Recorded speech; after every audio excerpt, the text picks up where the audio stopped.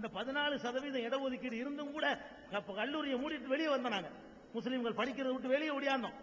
அப்படி வந்ததனுடைய விளைவை இன்னைக்கு 50 வருஷம் கழிஞ்ச பிறகு கூட எங்களால் அதை நிறைவு செய்ய முடியல. கொஞ்சம் கொஞ்சம் பண்ணிக்கிட்டு இருக்கிறோம். குடும்ப கட்டுப்பாடு காரணமானு கேட்டாரு. கண்டிப்பா அது காரணம் கிடையாது. 50 வருஷமா இருக்கு குடும்ப கட்டுப்பாடு திட்டம்லாம் கொண்டு வரதுக்கு முன்னாடியே நாங்க அப்படித்தான் இருக்கிறோம். குடும்ப கட்டுப்பாடு காரணம்னா இப்ப இந்த 10 வருஷமா தான் குடும்ப கட்டுப்பாடுக்கு தீவிர பிரச்சாரம் நடக்குது. சுதந்திர இந்தியா ஆரம்பத்துல எல்லாம் நடக்கவே இல்லை. அப்பவே எங்க நிலைமை இதுதான். அதுக்கு அடுத்த 10 வருஷத்துல இதுதான். இதை நீங்க விளங்கிக்கிறணும். குடும்ப கட்டுப்பாட்டுக்கும் கல்விக்கு எந்த சம்பந்தமும் கிடையாது. இந்த ஒரு 5ஆம் கிளாஸ் 10ஆம் கிளாஸ் படிக்க வைக்கிறதுக்கெல்லாம் பெரிய பட்ஜெட்லாம் தேவையில்லை. நான் படிக்கல. இப்ப நான் என்ன எடுத்துக்கிறேங்களேன், நான் 4ஆம் கிளாஸ் படிச்சவன். அதுக்கு மேல நான் படிக்கல. என்னை படிக்க வைக்கல. ஏன் படிக்க வைக்கல? ஏன் தாய் தகப்ப படிச்சா என்னை படிக்க வைப்பாங்க? என் தாயும் படிக்கல, என் தகப்பனுக்கும் படிக்கல, என்னை எப்படி படிக்க வைப்பாங்க? என்னை 4ஆம் கிளாஸோட நிப்பாட்டினாங்க. அப்ப நான் என் பிள்ளைய 10ஆம் கிளாஸ் தான் படிக்க வைக்க முடியும். அவன் பிள்ளைய டிகிரியா கொண்டு போக முடியும். அதனால அந்த சுதந்திர காலத்தில் நாங்கள் செய்த ஒரு தீவிரமான ஒரு முடிவு, அது இப்ப தவறுன்னு நாங்க நினைக்கிறோம். இவ்வளவு தீவிரமா போயிருக்க வேண்டியது இல்லையோ, ஓவரா போயிட்டோமோ அப்படின்னு நினைக்கிறோம். அவ்வளவு தீவிரமா போனதுனால இன்றைக்கு இவ்வளவு பெரிய விளைவை நாங்க சந்திச்சுக்கிட்டு இருக்கோம். அதான் காரணம். 19 18 இருக்கோ பாக்கி. சாரி 18 வந்துருங்க, மிஸ் பண்ணிட்டேன். என் பேர் சரவணபாபுங்க. நேட்டிவ் காரைக்குடி.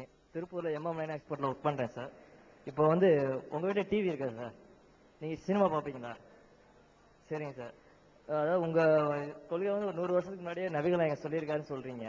அப்பவே டிவி பார்த்தா சைத்தான் வரும், சினிமா பார்த்தா சைத்தான் வரும் உங்க இதுல சொல்லியிருக்காங்களா? இப்ப எங்க இதுல பார்க்க கூடாதுங்கிறாங்க. என் கம்பெனில என்டர்டைன்மெண்ட் எதுவுமே கிடையாதுங்க. டிவி வைக்க கூடாது, டிவி வச்சா சைத்தான் வந்துடும், உங்களுக்கு வேலையில கான்சன்ட்ரேஷன் பண்ண முடியாதுங்கிறாங்க. இது சரியா சார்? அப்ப அண்ணன் ஒருத்தர் கேட்டாரு, இந்த மாதிரி தங்கம் அணிவது ஹராம், ஆண்கள் மட்டும் அணியக்கூடாது அப்படின்னு சொல்றாங்க அப்படின்னு. உங்க முஸ்லிம்ஸ் எல்லாருமே தங்கம் அணியாம இருக்காங்களா? இருக்காங்க சார். ஒரு சிலர் தங்கம் அணிகிறாங்க. அதுவும் இல்லாம பாகிஸ்தான்ல 100% முஸ்லீம் தான் சார். அங்க இன்டர்நேஷனல் பிளேயர் இவர் சஹிப் அக்தர் இருக்காரு. அவர் இன்னும் நிறைய பிளேயர்ஸ் கோல்டு செயின் போட்டு தான் பிளேயர் விளையாடுறாங்க. அது சரியா? உங்க மதத்துல அது கேட்க மாட்டீங்களா? இல்ல உங்க ஜமாத்துல அதை பத்தி ஏதாவது இது பண்ணிருக்காங்களா? கொஞ்சம் விளக்கம் கொடுங்க சார். ரெண்டு கேட்டீங்க, ஒண்ணுதான் சொல்லணும். போன டைம் அவர் கேட்ட கொஸ்டின் நீங்க பதில் சொல்லலைங்க சார். அதை எடுத்துக்கிறோமா? எதுக்கு சொன்னாலும்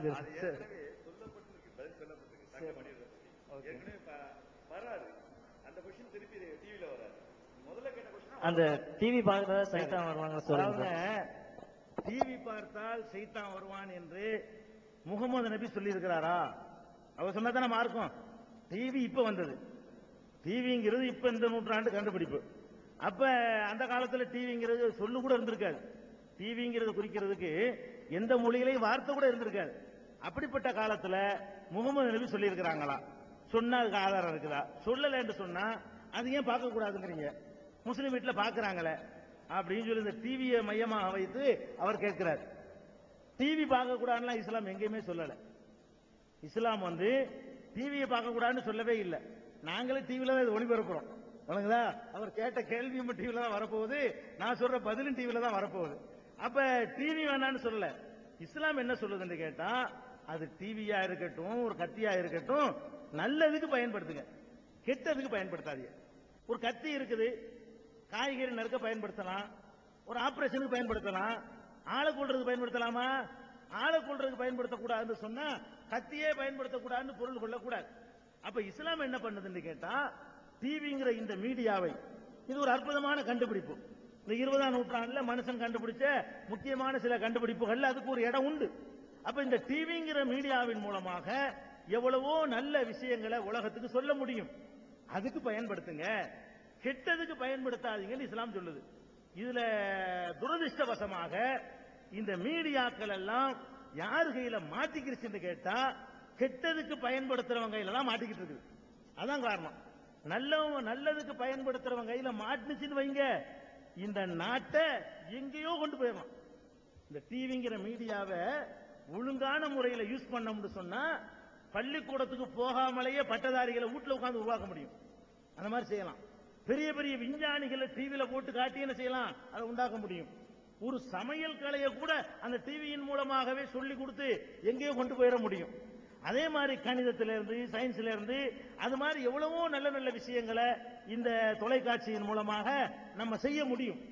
அப்ப சைனா மாதிரியான நாடுகள்ல, கம்யூனிஸ்ட் நாடுகள்ல அவன் ஒவ்வொரு தொழிலையும் குடிசை தொழில் மாதிரியே டிவியில கற்றுக் கொடுத்து டிவியை பார்த்துக்கிட்டு வீட்டுல தயாரிக்கிறான்.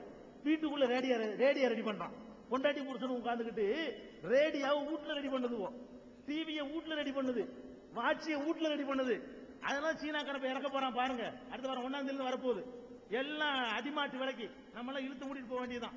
இப்ப யஸ்வந்த் சின்ஹா திறந்து விட்டுட்டாரு மாறன் வந்து குவிய போகுது. சீனாவுடைய பொருள் என்ன ரேட்டுக்கு வரப்போகுது? இந்த மாதிரி வாட்ச் எல்லாம் 15 ரூபாய்க்கு வரப்போகுது. அவன் ஏன் 15 ரூபாய்க்கு கொடுக்குறான்?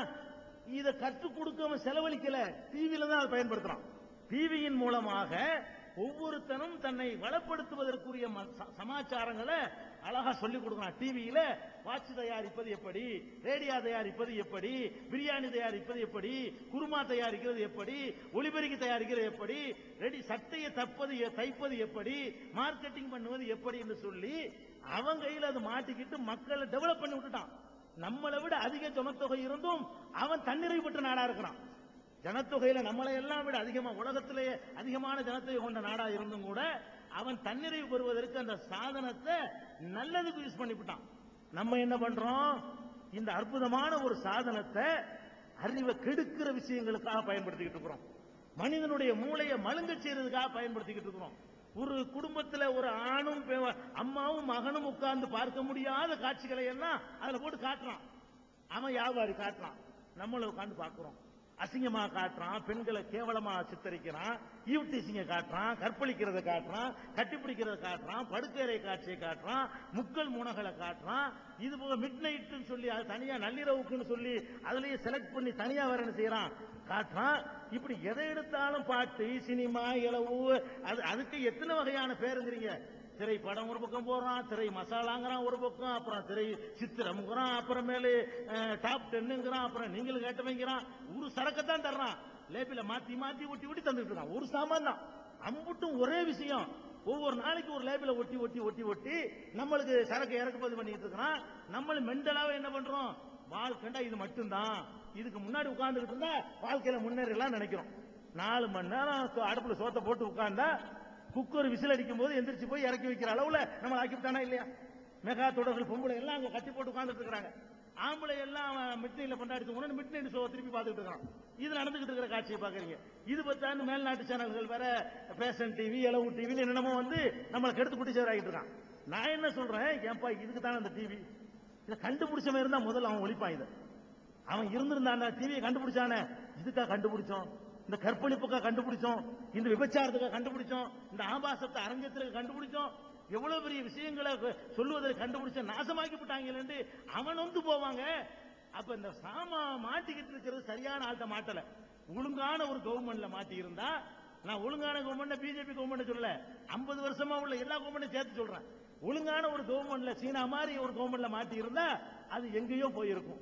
ஒழுங்கான ஒரு முதலாளிட்ட அது மாட்டி இருந்தா நம்மளை எங்கேயோ கொண்டு போயிருப்பான். எல்லாம் அவனுக்கு கமர்ஷியல் தொழில். தொழில் என்ன?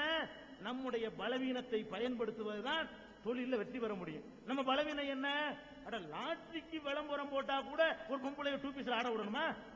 லாட்டரிக்கு பொம்பளை ஒரு லாட்டரிய போடுறான், பூட்டான் லாட்டரி நம்ம பொம்பளை ஆட விடுறான். நியூஸ் பார்க்க முடியல, நியூஸுக்காக சேனல் திருப்பினா பூட்டான் லாட்டரி வந்து பயம் காட்டுது.